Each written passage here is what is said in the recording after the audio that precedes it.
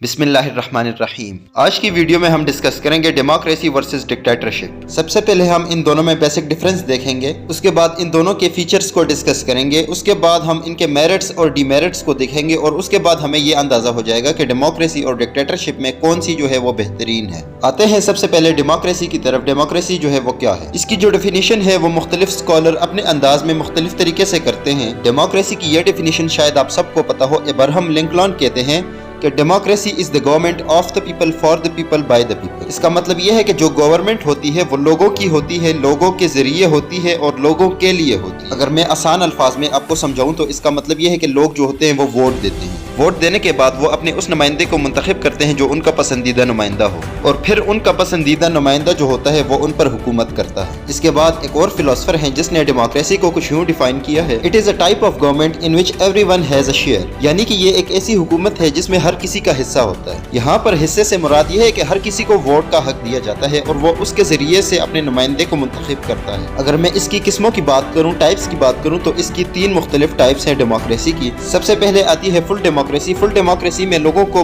तमाम किस्म के हकूक दिए जाते हैं। इसकी दूसरी किस्म जो है वो पार्शियल डेमोक्रेसी है। पार्शियल डेमोक्रेसी में कुछ हकूक दिए जाते हैं और कुछ हकूक जो हैं वो नहीं दिए जाते। और सबसे आखिरी किस्म जो है वो है सीडो डेमोक्रेसी। और ये डेमोक्रेसी जो होती है ये बराह नाम डेमोक्रेसी होती है और इसमें शहरियों के हकूक को वायोलेट किया जाता है, यानी उस मुल्क के शहरी जो होते हैं उनको उनके हकूक नहीं दिए जाते। अगर मैं डेमोक्रेसी की कैरेक्टरिस्टिक्स की बात करूँ, इनकी खसूसियात की बात करूँ तो वो मुख्तलिफ हैं। चले आते हैं डेमोक्रेसी के कैरेक्टरिस्टिक्स की तरफ कि कौन कौन सी कैरेक्टरिस्टिक्स होती हैं डेमोक्रेसी की। सबसे पहली खूबी जो है वो ये है कि फ्रीडम ऑफ एक्सप्रेशन, यानी शहरियों को बोलने का हक दिया जाता है। वो जो भी चाहें वो बोल सकते हैं, लेकिन इस बात का ख्याल रहे कि मुल्क की बका के खिलाफ बात नहीं कर सकते। डेमोक्रेसी की दूसरी खूबी ये है कि लोग जो हैं वो अपनी गवर्नमेंट को खुद चेंज कर सकते हैं। अगर लोगों को इस बात का पता चल जाए कि हमारी गवर्नमेंट हमारे लिए काम नहीं कर रही, तो लोगों के पास ये हक होता है कि वो अपनी गवर्नमेंट को चेंज करें।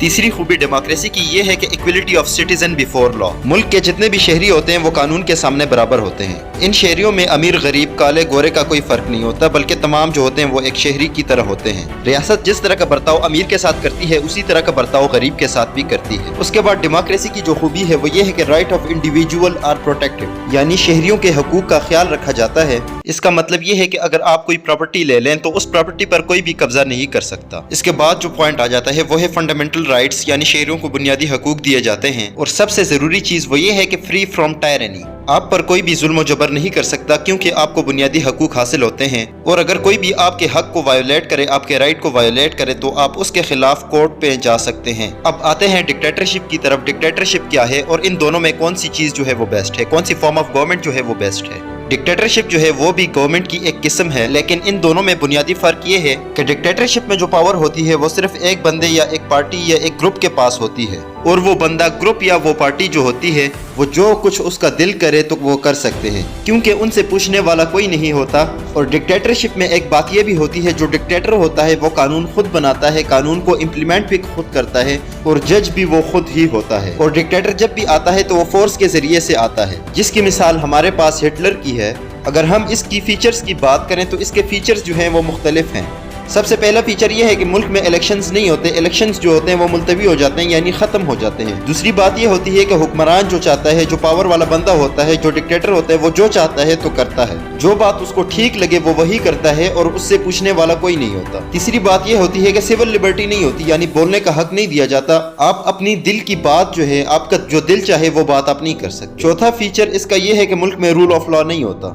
चले आते हैं अब इसके मेरिट्स और डीमेरिट्स की तरफ। सबसे पहले हम इसके मेरिट्स को डिस्कस करते हैं। मेरिट्स में सबसे पहला मेरिट इसका आ जाता है कि क्विक डिसीजन। चूंकि एक ही बंदे ने फैसला करना होता है तो वो क्विक डिसीजन लेता है और बहुत जल्द ही फैसला कर लेता है। दूसरा फायदा इसका ये है कि ये एक स्ट्रॉन्ग और स्टेबल गवर्नमेंट होती है। डिक्टेटर को आप आसानी से हटा नहीं सकते, तो इस वजह से ये एक स्टेबल गवर्नमेंट। तीसरा फायदा इसका ये है कि ये नेशनल क्राइसिस के टाइम में एक बेहतरीन गवर्नमेंट है। बेहतरीन इसलिए है क्योंकि एक बंदे ने फैसला करना होता है और वो बहुत जल्द जो है फैसला कर लेता है और बहुत जल्द उसको इम्प्लीमेंट भी कर लेता है। अब आते हैं डिक्टेटरशिप के डीमेरिट्स की तरफ। सबसे पहला डीमेरिट जो इसका है वो ये है कि वायलेंस होती है, आपको हकूक नहीं दिए जाते, शहरियों को हकूक नहीं मिलते। दूसरा नुकसान इसका ये है कि इनकरेक्ट डिसीजन भी लिए जाते हैं। इनकरेक्ट डिसीजन का मतलब ये है कि एक ही बंदे ने फैसले करने होते हैं और एक बंदा जो है वो फैसले गलत भी कर सकता है। तीसरा नुकसान इसका ये है कि सिटीजन्स को इम्पोर्टेंस नहीं दी जाती, यानी जो भी फैसले करने होते हैं वो एक बंदा करता है या एक ग्रुप ही करता है।